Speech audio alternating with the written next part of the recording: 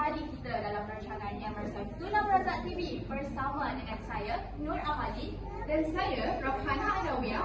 Topik yang bakal kita ulas pada hari ini merupakan seorang tokoh jururawat yang terkenal di tanah Melayu suatu masa dahulu, Sibyl Karthiges.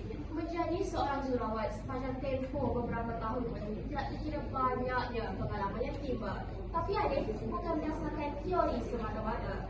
Pesakit itu sendiri juga mengajar erti berjuang, erti tidak putus asa dan erti belajar dan tidak lalu agar keberatan dapat dielakkan. Saya telah diperkenalkan dengan beberapa tokoh kejururawatan tidak kira dari barat maupun tokoh jururawat Islam.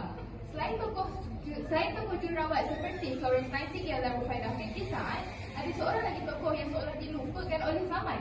Beliau ialah Sibyl Karthiges. Kenapa Sibyl? Beliau adalah seorang tokoh dan ikon bagi keberanian dan kepimpinan seorang jururawat dan merupakan satu-satunya wanita Malaya atau lebih boleh dikatakan jururawat Malaya yang dianugerahkan pingat King George IV di Istana Buckingham pada Jun 1948 atas jasa dan keberaniannya sebagai seorang orang awam dalam menghadapi tindakan musuh.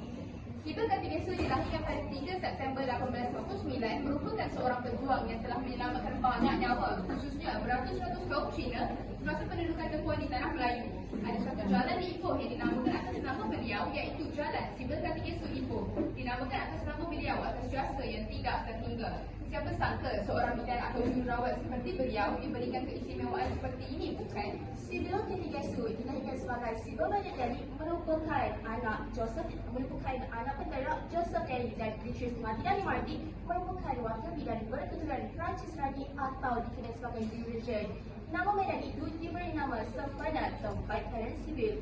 Walau bagaimanapun, Sibyl dibesarkan di tanah Melayu dan mendapat latihan jururawat dan bidan di Singapura pada usia 21 tahun dan kemudiannya berkahwin dengan Dr. Abdul Kariman Karthiges yang merupakan keturunan Indonesia dari suku kaum Pamisilon pada 7 Januari 1919 di Gereja St. John Bukit Nanas, Kuala Lumpur. Mereka mempunyai 3 orang anak, iaitu Michael Karthiges, Olga Karthiges, Don Karthiges dan mempunyai seorang anak angkat bernama William Philip. Kemudian, mereka mengendalikan sebuah klinik di Bristol Road, Ipoh, Perak. Apabila tanah Melayu dijajah oleh Jepun pada tahun 1942, mereka suami isteri bersembunyi dan berpindah ke Pekan Papan Perak, dan di sinilah bermula khidmat dan bantuan tanpa mengira bangsa, terutamanya kaum Cina yang kebanyakannya bekerja sebagai pelombong dan peniaga. Seperti lanjutan sejarah yang kita tahu, tentera Jepun memburu dan membunuh penduduk Cina ekoran sejarah panjang di China. Masa ini MPAJA telah ditubuhkan dan menentang hebat tentera Jepun. Pada masa ini, Sibyl dan suaminya telah memberikan bantuan perubatan serta maklumat kepada gerakan bawah tanah melalui kedai dispensari Karthiges di Pekan Papan Perak. Selain itu, mereka membuka klinik rahsia dan merawat ramai pesakit tentera MPAJA yang cedera. Kemudian, pasangan ini telah ditangkap oleh tentera Jepun dan diseksa akibat membantu gerila anti Jepun. Pada masa ini, Jepun langsung tidak mewisyaki bahawa Sibyl mampu berbahasa Cina kerana beliau bukanlah kaum Cina.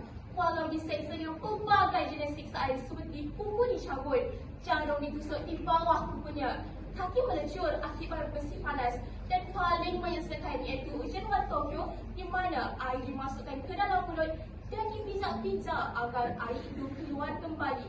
Namun, Sibyl langsung tidak menyebut mana-mana ahli MPJ dan pada masa ini tulang belakang dia rosak, malah rahangnya juga turut terkesan. Kemudian, siksaan dilanjutkan dengan berbagai jenis tuduhan, terutamanya penyimpanan radio kerana pada masa itu telah diharamkan penggunaan radio sehingga beliau disumpat di penjara Batu Gajah pada tahun 1943. Radio yang bernama Josephine telah dipaksa untuk diserahkan kepada pihak Jepun. Sibyl bebas dari Perang Dunia apabila Perang Dunia Kedua berakhir pada Ogos 1945. Selepas 3 minggu perang berakhir, Kapten David dari tentera British datang semula ke tanah Melayu menemui Sibyl di penjara Batu Gajah, dan Sibyl dibebaskan dan seterusnya dibawa ke England untuk mendapat rawatan lanjutan. Sibyl meninggal dunia pada 12 Jun 1948 ketika berusia 48 tahun di Hospital Anak, Scotland, Britain akibat dihadapi penyakit septisemia, iaitu luka di rahang akibat disepak menggunakan but oleh Shimura ketika menyeksa Sibyl pada masa itu. Hasil bedah siasat menunjukkan organ dalaman Sibyl rosak teruk dan jenazahnya dikebumikan di Lanark. Pada tahun 1949, jenazahnya dibawa kembali ke Ipoh dan disemadikan di sebuah perkuburan Roman Katolik bersebelahan Gereja St. Michael Ipoh. Sibyl Karthiges, tokoh keberanian dan kepimpinan jururawat.